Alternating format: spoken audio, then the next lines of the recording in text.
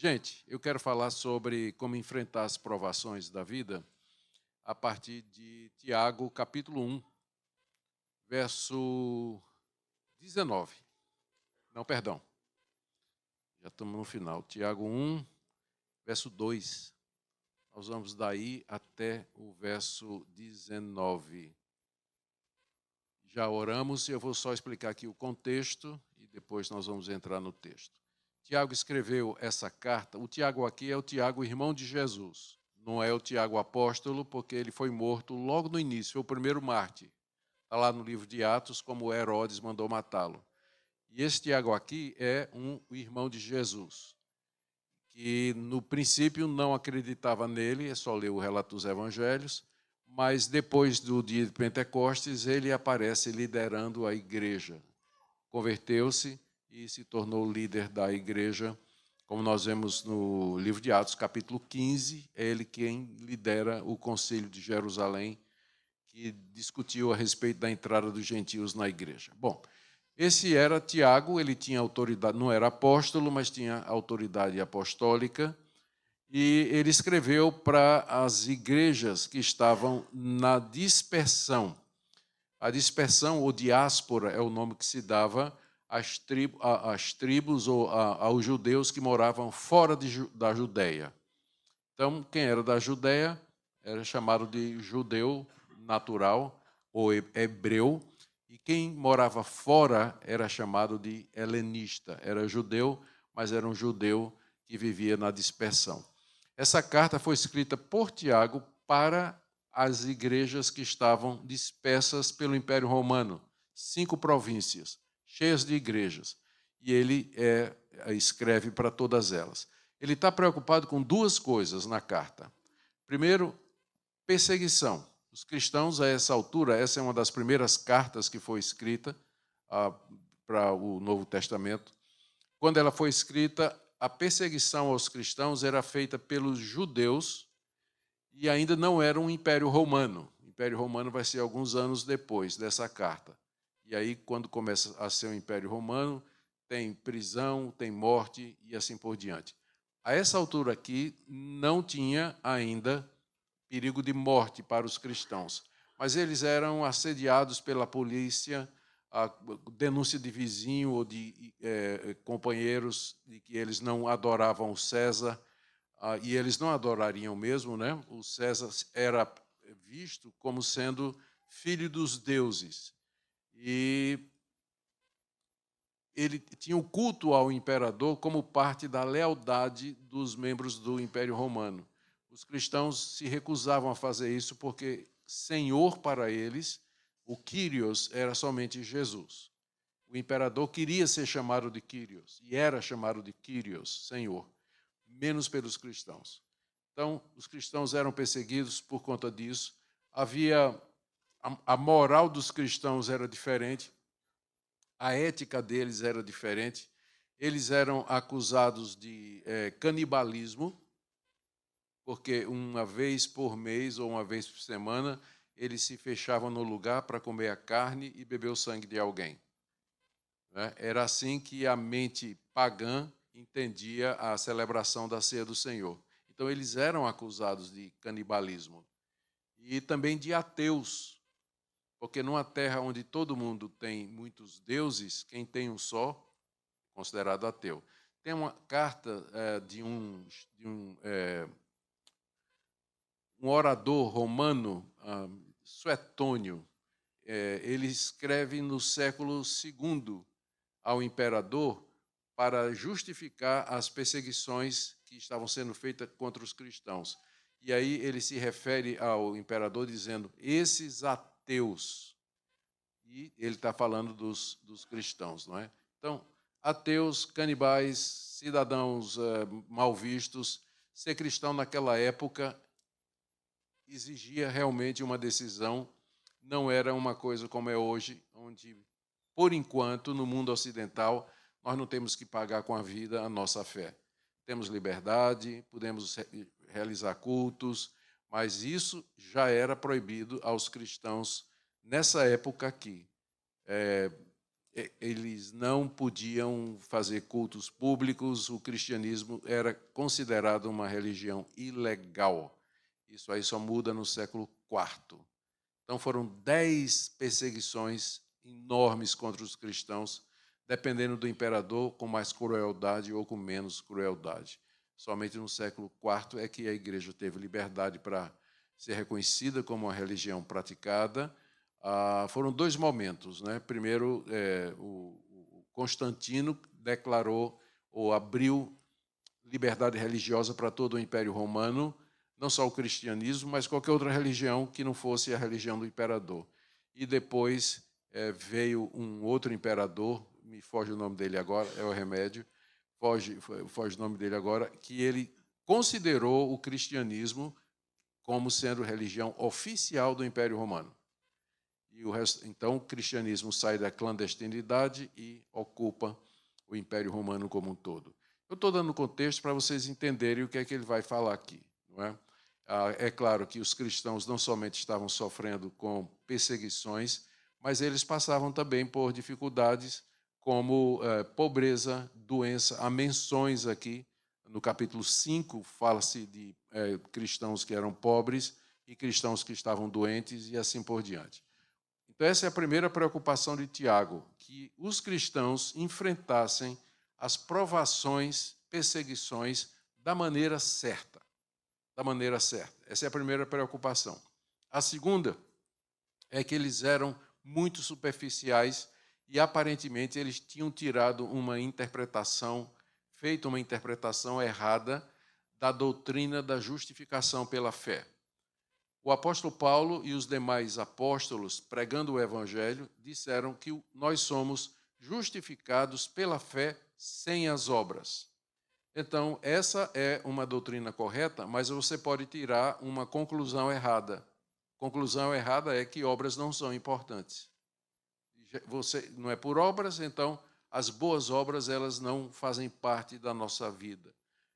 Isso a gente chama de antinomismo.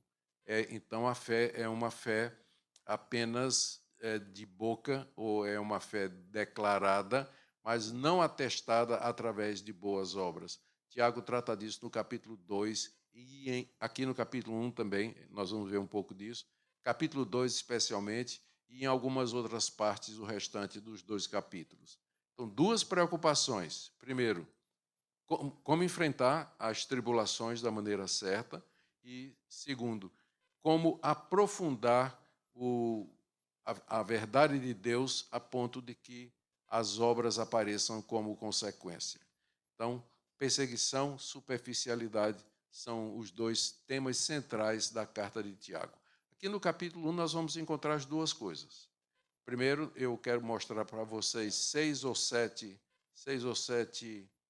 orientações de Tiago sobre o que a gente deve fazer quando está enfrentando provação, e depois, se o tempo der, nós vamos ver pelo menos uma orientação a respeito da superficialidade. Entendidos? Então, esse é o quadro geral, e agora, então, vamos para o texto. Tiago,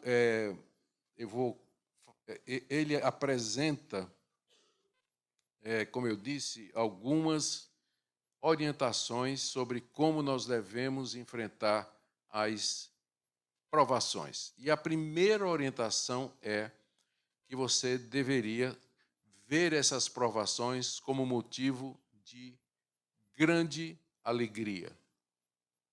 Essa é a primeira coisa. O cristão deveria olhar as provações como um motivo de alegria. Veja bem, a diferença entre nós, cristãos, e os que não são, não é que eles passam provação e nós não. Não é verdade isso. Nós passamos pelas mesmíssimas provações, dificuldades e problemas que os nossos amigos descrentes passam também. Quando cai um avião, morre crente e descrente. Quando vem uma pandemia, crente fica doente exatamente como os outros ficam. Quando chega um problema econômico, a sua empresa vai fechar, tanto quanto a do seu vizinho, que não é cristão. Então, ser cristão não significa imunidade dada por Deus às provações. Na verdade, às vezes é até o contrário. é até o contrário. Você vai encontrar pessoas tementes a Deus, que amam a Deus, mas que têm problemas constantes na vida. Um filho que vai precisar de ajuda o resto da vida, pais que estão doentes e idosos e que você vai ter que cuidar, problemas financeiros, problemas e angústias referente ao status migratório, que é muito comum no meio da comunidade. Então, todas essas coisas são provações que chegam para quem é crente e para quem não é. A diferença está na maneira como nós reagimos. E Tiago começa aqui dizendo que nós devemos ter devemos ter alegria pelas provações. Eu vou ler o verso 2. Meus irmãos, considerem motivo de grande alegria o fato de passarem por diversas provações. Considerar motivo de alegria. Veja, eu não acho que Tiago está dizendo assim, que você deve ter essa atitude. Eu estou com câncer. Que coisa maravilhosa, não é? Eu não acho que Tiago está dizendo isso. Ele está dizendo que você vai dizer, meu Deus, cura meu câncer, trata de mim, cuida de mim, e no meio disso tudo, você sabe que seu estado de espírito é de alegria e regozijo. Por quê? E a razão está no verso seguinte. Pois vocês sabem que a prova da sua fé produz perseverança. E a perseverança deve ter ação completa, a fim de que vocês sejam maduros e íntegros, sem que falte a vocês coisa alguma. A razão que Deus dá para que eu me alegre durante as provações é entender o propósito delas. As provações são mandadas por Deus com o objetivo, ele diz aqui, de produzir perseverança. Veja o final do verso 2, o início do verso 3. Vocês sabem que a prova da sua fé, provação é exatamente isso, ela testa a nossa fé. O que é que ela vai testar? Você é crente mesmo? Quando as dificuldades vêm, a pergunta é, você é crente mesmo? Você vai continuar a louvar a Deus mesmo que você perca tudo, como Jó? Então, o que é provado realmente é a nossa fé. Então, Tiago está dizendo aqui, vocês sabem que a prova da sua fé produz perseverança. A provação vem, primeiro, com o objetivo de produzir perseverança. Perseverança é a capacidade de você continuar a ser crente, mesmo quando tudo está errado. Você persevera, você é resiliente, você não abandona o cristianismo, não abandona a sua fé.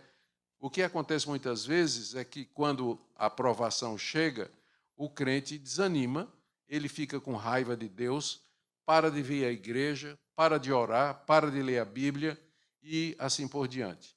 Então, Tiago está dizendo, essa não é a atitude correta. Você deve se alegrar, porque essas provas, elas estão produzindo perseverança na sua vida. E a perseverança deve ter ação completa, ou seja, Deus vai fazer isso até que você seja completo, perfeito, experimentado nessa área. Então, sabe quanto tempo isso vai acontecer na sua vida? Até sua morte.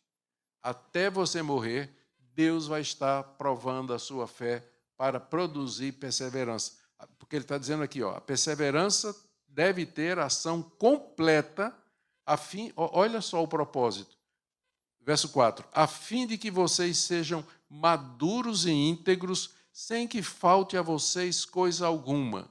Quando ele diz aqui, sem que falte a vocês coisa alguma, ele está se referindo às virtudes cristãs, que não falte confiança, que não falte perseverança, que não falte resiliência. Então, esse é o primeiro ponto. Eu entendo por que Deus me prova, eu entendo por que o dinheiro está contadinho, as finanças estão apertadas, eu entendo porque o meu documento não está saindo, eu entendo porque meu filho, minha família, meu marido, minha esposa estão doentes e com muita dificuldade, eu entendo porque eu não estou conseguindo arrumar um trabalho. É que Deus está provando a minha fé. E o objetivo de Deus não é me desanimar, mas produzir perseverança, porque Ele quer que eu seja completo, sem que me falte nada do caráter cristão, para que eu seja um cristão completo, maduro e experiente. Isso é a primeira coisa. Primeira coisa como você deve fazer para enfrentar a provação é motivo de grande alegria, porque você sabe o que é que está acontecendo. Segunda coisa que Tiago ensina é que nós temos que orar por sabedoria na provação. Verso 5 até o verso 7. Se algum de vocês tem falta de sabedoria, peça a Deus, que a todos dá livremente e de boa vontade, e lhe será concedida. Peça, porém, com fé, sem duvidar, pois aquele que duvida é semelhante à onda do mar, levada e agitada pelo vento. Não pense tal pessoa que receberá coisa alguma do Senhor, pois tem mente dividida e é instável em tudo o que faz. A segunda coisa que a gente tem que fazer é pedir sabedoria. Veja aqui a conexão entre o primeiro ponto e o segundo. Ele terminou o primeiro ponto dizendo que, veja aí no verso 4, Deus quer que vocês sejam maduros e íntegros, sem que falte a vocês coisa alguma. E aí ele continua, se algum de vocês tem falta de sabedoria, entenderam a alegação? Verso 4 e 5, Deus me prova para que não me falte nada, nenhuma das virtudes. Se está faltando sabedoria, você ora e pede a Deus. Por que Tiago focou logo na sabedoria, como sendo aquela coisa que a gente precisa? Porque na provação, a provação, na verdade, ela vai exigir de nós sabedoria, porque nós temos que tomar decisão. Meu filho está nas drogas. Como é que eu vou fazer? O que é que eu vou fazer? Preciso tomar uma decisão. Minha filha apareceu grávida do namorado. Como é que nós vamos fazer? Aborta? Adota? Casa? Não casa? A minha empresa está passando por muita dificuldade financeira. Será que eu posso dar uma ajeitada na declaração por imposto de renda? Ou, entende, quando a aprovação chega, o cristão entra num dilema ético. Como é que eu resolvo o problema sem violar um princípio da lei de Deus? Como é que que decisão eu posso tomar para não pecar, para não desonrar a Deus? O descrente não tem esse problema. O descrente não tem. A empresa está falindo, ele vai dar um jeito, vai achar um caminho, vai burlar o imposto de renda e assim por diante, vai fazer negócio desonesto e assim vai. Mas o crente é diferente, ele não pode tomar esse tipo de atitude, porque ele teme a Deus, honra a Deus, e ele não quer publicamente fazer alguma coisa que desonra a Deus. Então, o que é que a gente mais precisa na hora da provação? Sabedoria. Sabedoria é entender qual é a melhor solução à luz do temor de Deus. Não é uma coisa que você aprende em Yale, Harvard, Oxford. Eu me lembro do tempo que fui chanceler da Universidade Mackenzie em São Paulo durante 10 anos. A Universidade Mackenzie é uma das maiores universidades particulares do Brasil. 40 mil alunos, 3 mil professores. E eu conheci gente formada em Yale, Oxford, Princeton, na USP, Campinas, gente com mestrado, doutorado, PhD, DDD, ODD, todas as siglas que você imaginar. Gente top na linha, mas a vida desgraçada. Já ia no terceiro, pensando numa pessoa aqui em particular, já ia no terceiro casamento, os filhos odiavam o pai, filho nas drogas, a família destroçada. Então, ele não tinha sabedoria, ele tinha conhecimento intelectual. Então, a sabedoria que a Bíblia fala aqui é aquela lá de Provérbios, que diz que o temor do Senhor é o princípio da sabedoria. Então, o Tiago está dizendo, chegou a provação, você sente falta de sabedoria, então o que é que você tem que fazer? Ele diz aqui, peça a Deus, verso 5. Se alguém tem falta de sabedoria, peça a Deus. E ele encoraja a gente, dizendo, peça a Deus que a todos dá livremente, de boa vontade, e lhe será concedida. É claro que Tiago aqui tem em mente que situação do Antigo Testamento. Uma noite, Deus aparece a Salomão e diz a Salomão, peça o que você quiser. Qual foi o pedido de Salomão? eu quero sabedoria para governar esse povo. E Deus diz, porque você pediu isso, além de sabedoria, eu vou dar riqueza, vou dar poder, enfim, todas as coisas que eram importantes para um rei no Antigo Testamento. O Deus de Salomão, que respondeu o pedido dele por sabedoria, é o nosso Deus. Esse é o encorajamento de Tiago. Peça, porque Deus a todos dá livremente de boa vontade. Literalmente, no grego, isso aqui está dizendo que Deus não passa na cara, Deus não impropera. O que é isso? É o seguinte, eu chego para você e digo, você pode me emprestar $100? E aí você vai perguntar, o que é que você fez com os $100 que eu emprestei na semana passada? Passa na cara, entendeu? Você vai pedir alguma coisa, a pessoa passa na cara que você errou, que você não merece aquilo, que você já tinha feito isso. Deus não faz isso, ele não impropera, ele não lança em rosto. É isso que a expressão quer dizer. Ele não lança em rosto. Então você pode chegar para Deus e dizer, Deus, eu preciso de sabedoria, e Deus não vai dizer, eu não vou dar não, porque semana passada eu dei e você não usou. Então ele não vai fazer isso. Ele livremente vai conceder. Esse é o tipo de oração que Deus tem prazer em responder, quando as pessoas pedem a coisa certa. Então, não é. Você pode pedir para Deus tirar você do meio da provação, mas mais do que isso, você deve orar para que Deus lhe dê sabedoria. Agora, tem um catch, né? Tem um catch aqui. Você tem que pedir com fé. Veja só, verso 6. Peça, porém, com fé, sem duvidar. Então, esse pedido de fé, com fé, sem duvidar, não é a certeza de que Deus vai dar exatamente o que você está pedindo. Porque às vezes, porque geralmente a gente não sabe orar como convém. Romanos capítulo 8, o apóstolo Paulo diz isso. Nós não sabemos orar como convém, por isso que o Espírito Santo intercede por nós. Você pode pedir, você tem que pedir com fé, sem duvidar, significa, eu creio que Deus pode atender o meu pedido.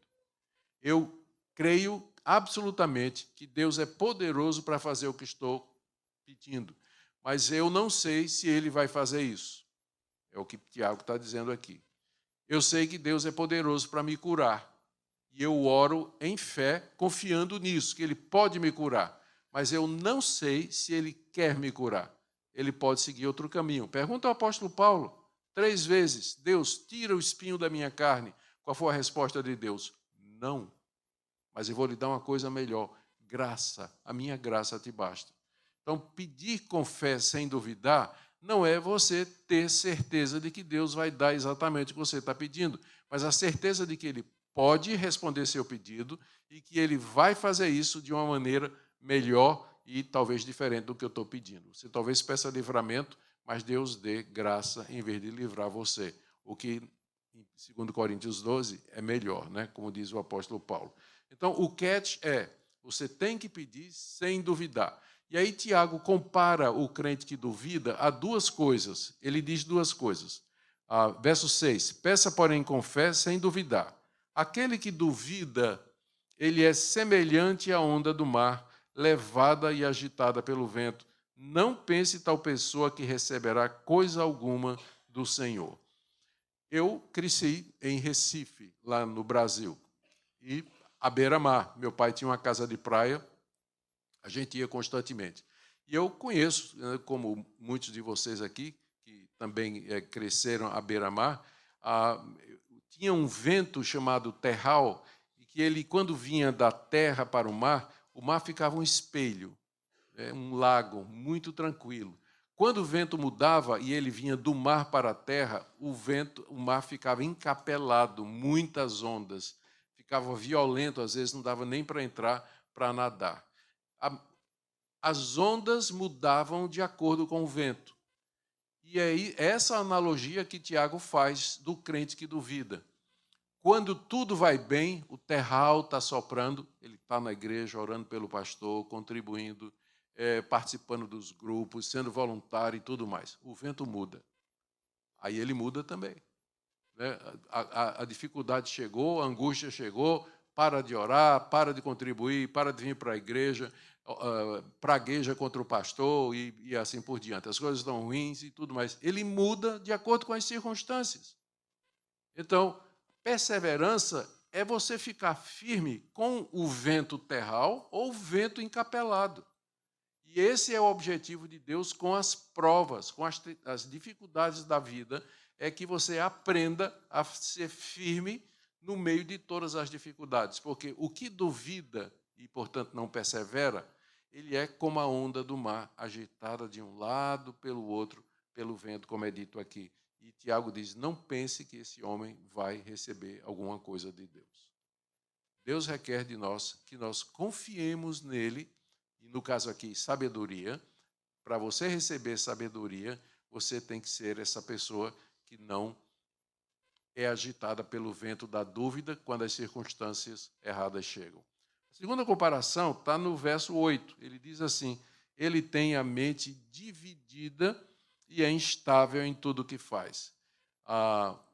Na tradução da Almeida, está mais próximo do literal, ele diz assim, homem de duplo ânimo. Duplo ânimo. Literalmente, no grego, está dizendo homem que é um dipsirros em grego, tem duas almas. Dipsirros, duas almas. E uma puxa para um lado e a outra puxa para o outro. É interessante essa descrição que ele faz do crente que duvida. Não é? Ele tem no seu coração, ele tem dentro de si duas almas, uma puxando para o lado, outra puxando para o outro, portanto, ele uma hora segue uma direção, outra hora ele segue outra direção. Essa pessoa, Tiago diz aqui, ele é instável em tudo o que faz. Então, seguindo aqui o pensamento de Tiago, primeiro, se alegrem com as provações, porque o alvo delas é perseverança. Segundo, se você precisa de sabedoria para experimentar isso, para viver isso aí, peça a Deus, porque Deus dá livremente e Ele tem prazer em fazer isso. Mas você tem que pedir com fé, porque quem duvida é como a onda do mar ou uma pessoa que tem duas almas. E essa pessoa é instável em tudo que ela faz, ela não vai receber nada de Deus. Não é? Pesado, mas verdadeiro.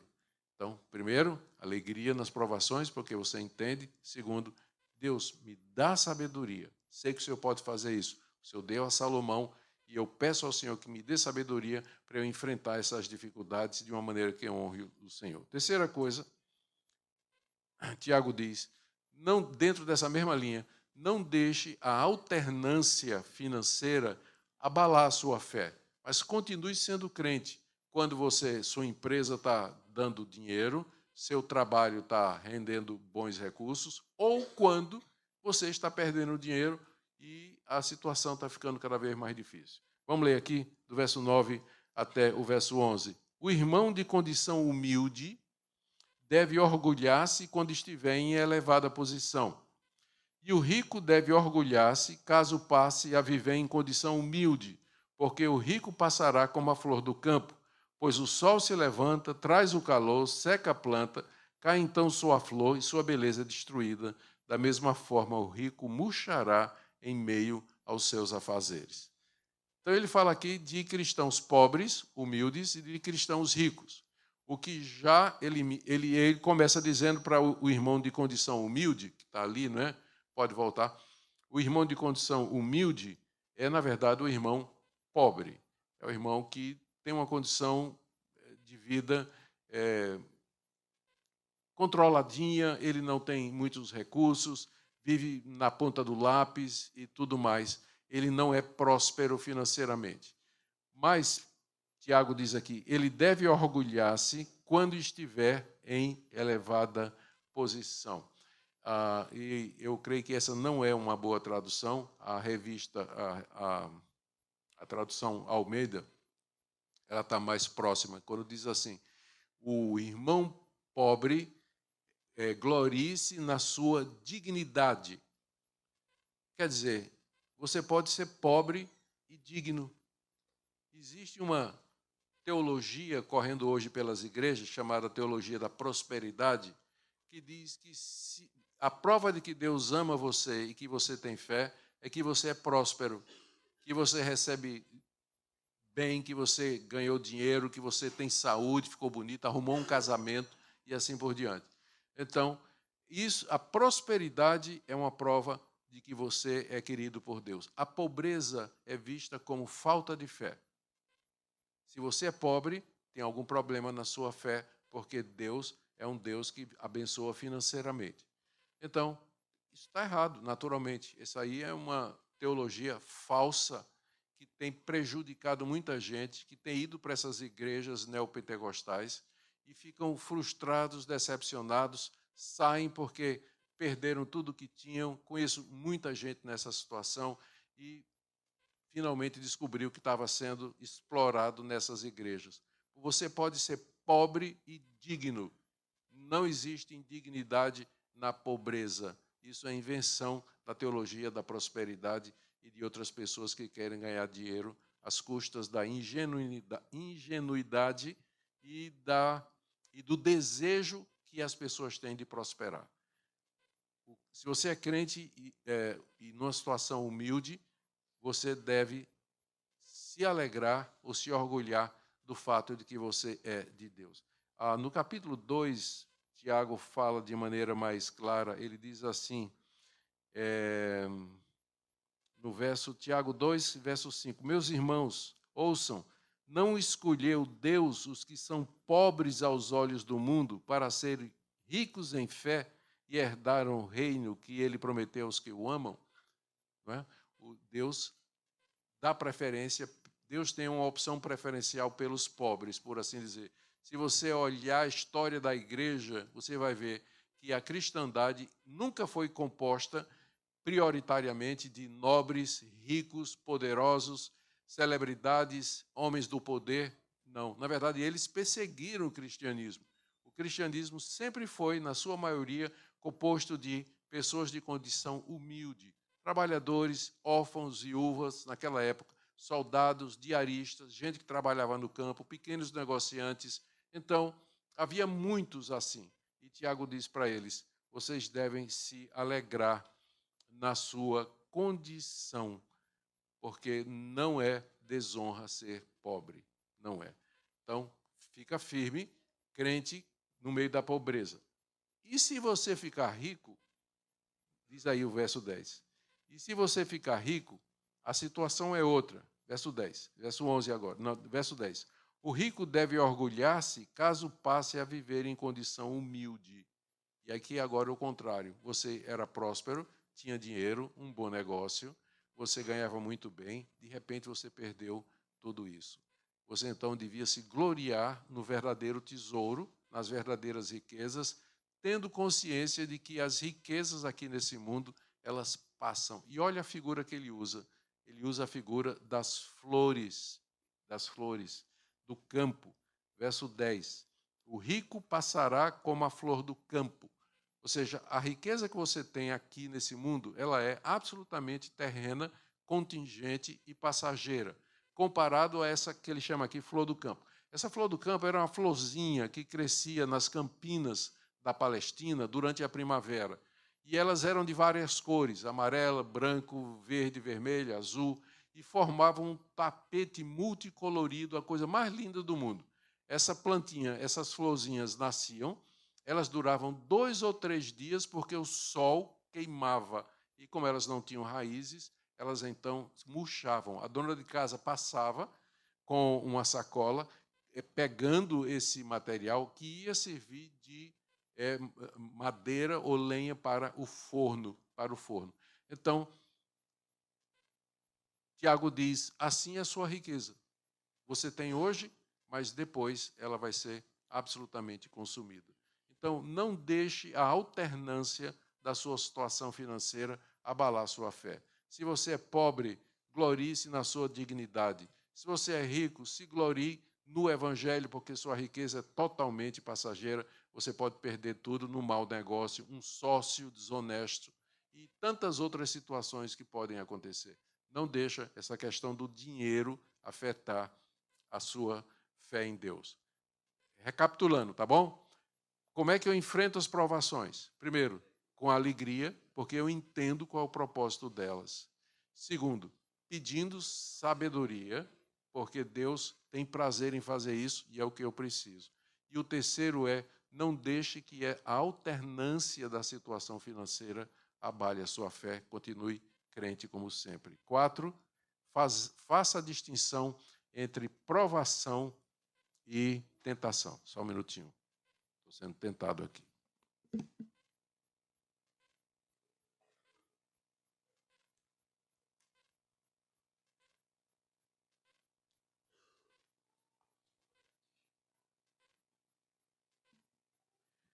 Muito bem.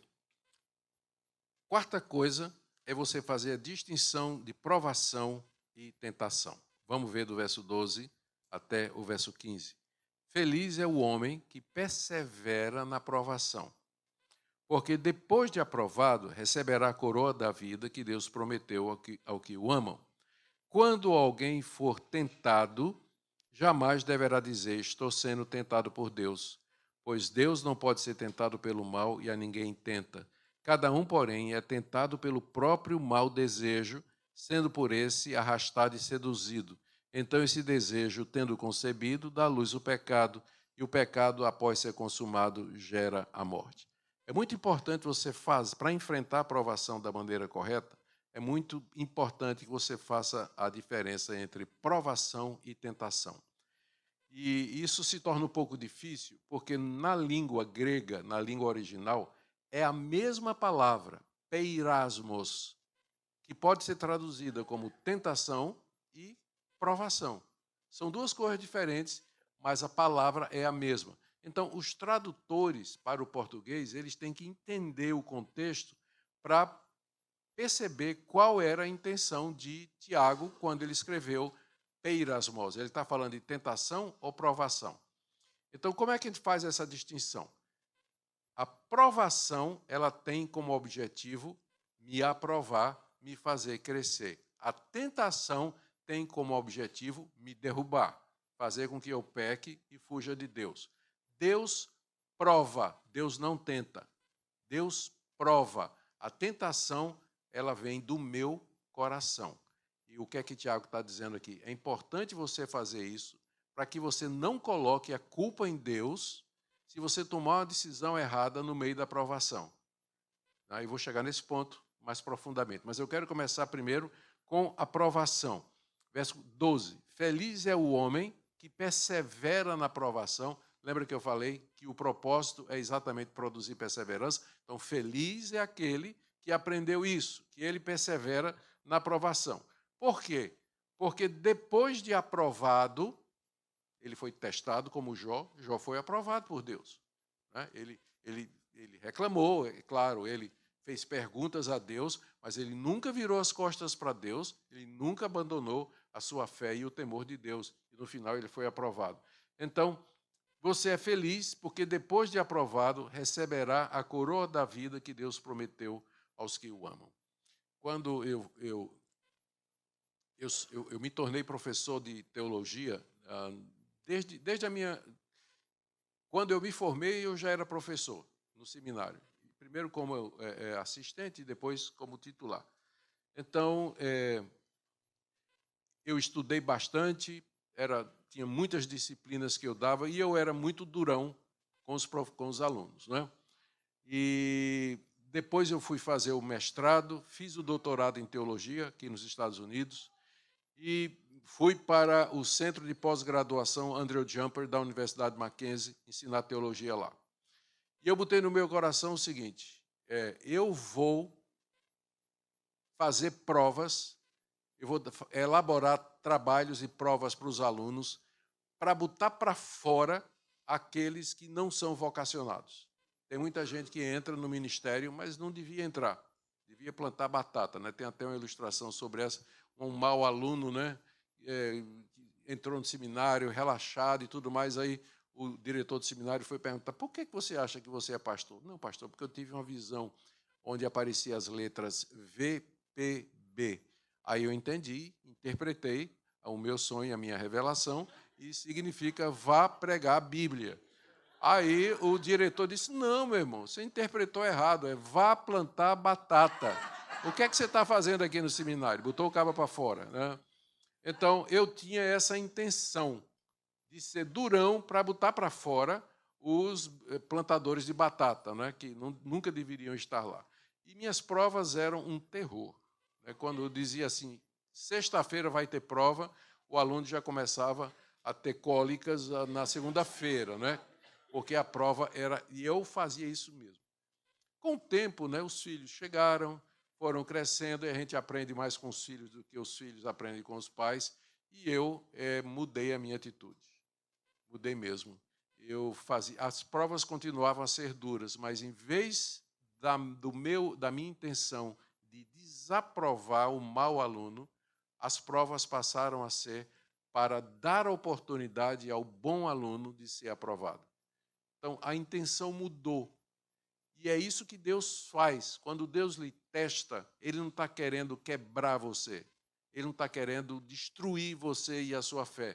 Ele está querendo que você seja aprovado. Isso é o que Deus faz. Deus prova com esse objetivo. Como ele diz aqui, você vai receber a coroa da vida, que pode ser traduzido como a vida como coroa. Se você persevera, a vida eterna vai ser dada a você como recompensa. E a prova de que essa interpretação está correta é que ele diz logo em seguida que Deus, a coroa da vida que Deus prometeu aos que o amam. Amar a Deus significa crer em Deus, desejá-lo, sentir falta dele, querer estar perto dele, ter desejos profundos de agradá-lo. Então, uma pessoa que faz isso, ela aprendeu que faz isso. Quando está sendo provada, ela é aquela pessoa que Deus deseja produzir em você. Então, veja a linha de pensamento. Você está sendo provado? Primeiro, se alegre, porque as provações têm um objetivo, fazer com que você seja perseverante. Segundo, se está faltando sabedoria para você fazer isso, peça a Deus que Ele vai dar livremente, peça, porém, com fé. Terceiro, não deixe que a alternância da situação financeira abale a sua fé. Porque, quinto, você tem que fazer a diferença entre provação e tentação. Deus não está tentando você. Deus está provando você porque Ele quer aprovar você e dar a coroa da vida. E a prova de que isso está acontecendo é que você ama a Deus. Você aprendeu? Se você ama a Deus, você vai enfrentar a provação da maneira correta. Tem muita gente que reclama de Deus, fica com raiva de Deus, acha que Deus é injusto. Não sei porque que aconteceu comigo, não é? Podia ter acontecido com fulano que é pior do que eu. E assim por diante. O meu vizinho, né, por exemplo, e assim por diante. Por que comigo? Então, o alvo de Deus é que você nunca mais faça essa pergunta. Mas que você, diante da provação, você diga, Deus, muito obrigado. Eu não entendo, mas eu sei que é para o meu bem. E eu sei que o Senhor está querendo produzir em mim perseverança. Portanto, a minha reação vai ser de contentamento, porque meu Deus cuida de mim. E Ele está preocupado com o meu crescimento. A tentação é diferente. Veja o que é a tentação.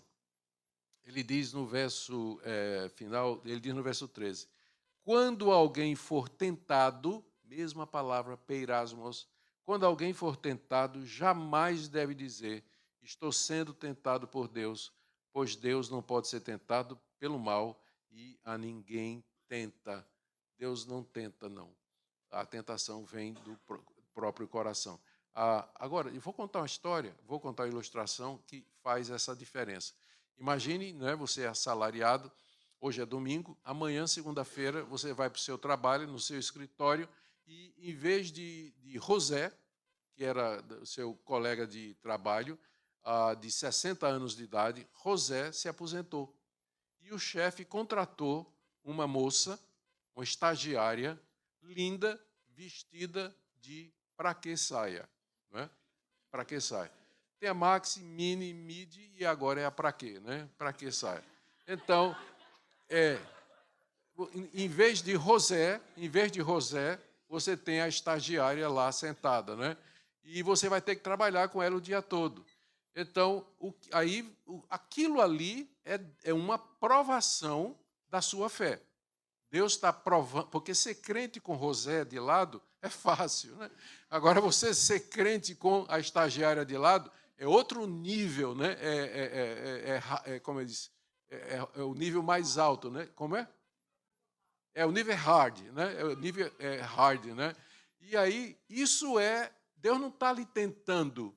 Isso aí, Deus está provando a sua fidelidade a Ele, a sua mulher, aos princípios cristãos e assim por diante. Mas isso que é uma provação da parte de Deus pode se tornar uma tentação por causa da corrupção do seu coração. Então, quando isso acontecer, você não deve dizer assim, né? Deus, Deus, você deve dizer assim, eu estou pensando aqui, né? Deus, cega teu servo, né? Cega teu servo, porque eu não quero pecar, eu sei que o Senhor está me testando, mas aí quero que o Senhor me guarde e assim por diante. A tentação, ela não vem de Deus, mas ela procede do nosso próprio coração. Veja aqui como ele diz, verso 14. Cada um, porém, é tentado pelo próprio mau desejo, sendo por este arrastado e seduzido. Então, esse desejo, sendo concebido, dá luz ao pecado, e o pecado, após ser consumado, gera morte. Aqui, Tiago está dando a dinâmica do pecado. Como é que o pecado funciona? Como é que acontece o pecado? E aqui eu vou contar um enredo de uma novela e você vai me dizer quem é o autor desse enredo. Um certo homem estava andando na rua, de repente aparece diante dele uma mulher muito bonita, sedutora, conversa com ele, seduz e os dois vão para a cama. E ela fica grávida. Depois de um certo tempo, quando o menino nasce e cresce, a primeira coisa que ele faz é matar o pai. Quem escreveu esse enredo? Tiago, está aqui. É isso que ele está dizendo. Pecado é assim, ó. Veja só. Primeiro, cada um é tentado pelo próprio mau desejo, sendo por esse arrastado e seduzido. Primeiro vem a tentação. A tentação seduz você. Mas você pode dizer não. Né? Você pode reagir. Eu não posso impedir que uma mulher tentadora apareça na minha frente, no meu campo visual. Mas eu posso evitar a segunda olhada. Não posso? Ou seguir com o rabo do olho, né? Como alguns dizem assim, não, eu não dou uma segunda olhada, porque eu fico acompanhando só com o rabo do olho. Então, imagine esse homem, a mulher apareceu, conversou com ele, seduziu. Isso é o pecado, é assim que o pecado funciona. A cobiça vem ao seu coração. Você olha o objeto de cobiça e você tem a opção, como crente, pelo poder do Espírito Santo, dizer não. Ou você aceita o que a cobiça deseja. O que é que acontece? Ao casamento, à união, à relação, comparada à relação sexual, entre o seu coração e a cobiça. E uma vez que isso aconteceu, teve essa relação, a cobiça engravida. E o que é que ela produz? Pecado. E qual é a consequência do pecado? A morte. Então, é isso que acontece. Não diga, quando você for tentado e você cair, não diga a Deus, Deus, a culpa é sua. A culpa, o senhor podia ter feito de outra maneira. Por que é que o senhor mandou aquela estagiária para lá? Por que é que José tinha que se aposentar logo agora? Né? Então, a gente fica culpando Deus. Deus não tenta você. A tentação vem do seu próprio coração. Vem do seu próprio coração. A tentação não é pecado. Isso aqui é importante. Não confunda isso aí. A tentação em si não é pecado. Pecado é quando você diz sim para a tentação, quer seja no coração, quer seja por palavras ou por obras, ou qualquer outra coisa. Mas ser tentado não é em si pecado. Aqui eu vou dizer uma coisa. Eu não quero ser mal compreendido, mas esse assunto é importante. Nós sabemos que há pessoas que se sentem atraídas por pessoas do mesmo sexo. Essa atração, ela se torna, da mesma forma que tem homens que são atraídos excessivamente por mulheres a ponto de nunca ficar com uma. É um polígamo. Ele sai trocando mulher assim por diante. Ele não pode ver um rabo de saia, como a gente diz. É tentado do mesmo jeito. São tentações. Essa pessoa com desejos homoafetivos, ela é tentada, mas ela pode dizer não. E enquanto ela diz não, ela não está pecando. Ela não está pecando. Muitos escolhem o caminho do celibato exatamente porque não podem casar, porque o casamento não seria na forma da ordem natural. Isso é importante porque, às vezes, pessoas que sofrem com isso, com essa atração por pessoas do mesmo sexo, elas acham que não há caminho, que não há solução para elas. Existe sim. Existe sim. Ela pode aprender a dizer não para a tentação, porque a tentação ela só se torna pecado quando engravida com o nosso desejo. Se você está dizendo não, então não houve concepção e não houve pecado. Tá? Os pensamentos vêm, os desejos vêm, mas você pode dizer não. É para isso que Deus nos deu o Espírito Santo. É por isso que Deus nos deu a sua palavra, a comunhão dos santos, onde nós aprendemos e onde nós nos ajudamos mutuamente. Então, quando você for tentado, não diga, sou tentado por Deus, porque Deus não tenta ninguém. Mas a tentação vem do seu próprio coração e se torna pecado quando você diz sim. E aí, então, o pecado é consumado e ele gera a morte. Então, é muito importante que você faça a distinção entre tentação e provação. Deus prova, nosso coração nos tenta. Agora, está faltando uma personagem aqui no texto. Né? Quem é que está faltando aqui? O diabo. Não é? Porque tem gente que bota a culpa no diabo. Eu me lembro quando Jim Swaggart, aquele grande televangelista, ele foi apanhado em pecado. Não me lembro se foi com pecado de ordem financeira, roubando da igreja, mas teve adultério também. E ele era o televangelista mais conhecido e popular do mundo na época. E eu me lembro quando ele foi na televisão, no programa dele, pedir perdão. Eu era um crente novo. E ele disse assim, eu de fato pequei, but the devil made me do it. The devil made me do it. Eu nunca esqueci isso aqui. Eu não acho que Deus vai julgar, mas se o que ele está dizendo é o que ele acredita realmente, eu não creio que ele estava arrependido de verdade. Porque quando o crente cai, ou ele põe a culpa em Deus, ou ele põe a culpa no diabo, ou nas circunstâncias ao seu redor. Você só pode ser restaurado, renovado, quando você assumir a responsabilidade do seu pecado. Como pastor, eu já ouvi muita confissão. O nosso pastor aqui vai poder confirmar isso aqui. De muita gente que foi apanhada em pecado e foi confessar, foi falar e foi procurar ajuda. E quando ele diz assim, é verdade, eu pequei, mas aí, para mim, já introduz uma desculpa que mostra que não há arrependimento verdadeiro. Para que você seja restaurado, você tem que assumir integralmente o seu pecado, sem botar a culpa em ninguém, pedir perdão a Deus por ele, ser perdoado, restaurado e continuar a caminhada. É importante fazer essa distinção. É assim que a gente enfrenta as provações, com alegria, pedindo a Deus sabedoria, não se deixando mover pelas alternâncias, fazendo a distinção entre tentação e provação, porque Deus, e sabendo o que é que Deus é, esse é outro ponto, o que é que Deus é e o que é que Ele nos dá. Do verso 10, eu amo essa parte, talvez a mais que eu gosto mais. Do verso 16 em diante, meus irmãos, não se deixem enganar. Toda boa dádiva e todo dom perfeito vem do alto, descendo do Pai das luzes, que não muda como sombras inconstantes. Por sua decisão, Ele nos gerou pela palavra de verdade, a fim de sermos como os primeiros frutos de tudo o que Ele criou. Tiago está aqui dizendo para os cristãos que estavam sendo provados que Deus não tenta ninguém. Na verdade, dele só vem coisa boa. Toda boa dádiva, ele diz aí, no verso 17, toda boa dádiva e todo dom perfeito vem lá do alto. Deus não tenta você. Deus não tenta. E mesmo quando Ele está provando, Ele está dando a você coisas boas. Ele tem um propósito bom. Por quê?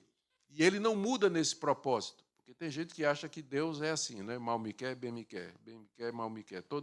Tem dia que Ele amanhece de bom humor, então tudo vai dar certo. Tem dia que Ele amanhece de mau humor, então é só desgraça durante o dia. Não. A imutabilidade de Deus é que garante a nossa salvação. Veja só, Tiago diz aqui, no verso 18, que pela decisão de Deus, Ele nos gerou pela palavra da verdade. Ou seja, pela palavra da verdade, que é o Evangelho, eu fui regenerado, transformado. É a experiência de vocês, a maioria de vocês. A palavra de Deus veio ao seu coração, mudou o seu coração, Deus gerou você como uma nova criatura, uma nova pessoa através da palavra da verdade. Por que Ele fez isso? A fim de sermos, estou no final do verso 18, a fim de sermos como os primeiros frutos de tudo que Ele criou. Tem um novo mundo chegando aí, uma nova humanidade, novos céus e nova terra. Isaías fala disso, 2 Pedro capítulo 3, Apocalipse 20 e 21, fala que Deus vai transformar, quando Cristo vier, toda essa realidade vai ser transformada num mundo novo e os mortos em Cristo vão ressuscitar com corpos gloriosos para morar ali. Então, os primeiros frutos disso, a amostragem disso aí, é a igreja, são os crentes, aquelas pessoas que foram transformadas e que têm a vida mudada pela palavra da verdade. Esse é o plano de Deus. Por que é que Deus haveria de mandar provação para derrubar você? Esse é o ponto. Por que Deus faria isso se o propósito dele é exatamente uma nova humanidade, um povo que ele ama e que ele protege e abençoa? Seria ir contra a própria casa. Toda boa dádiva vem lá do alto. E esse Deus é imutável. Você viu aqui como Tiago chama ele?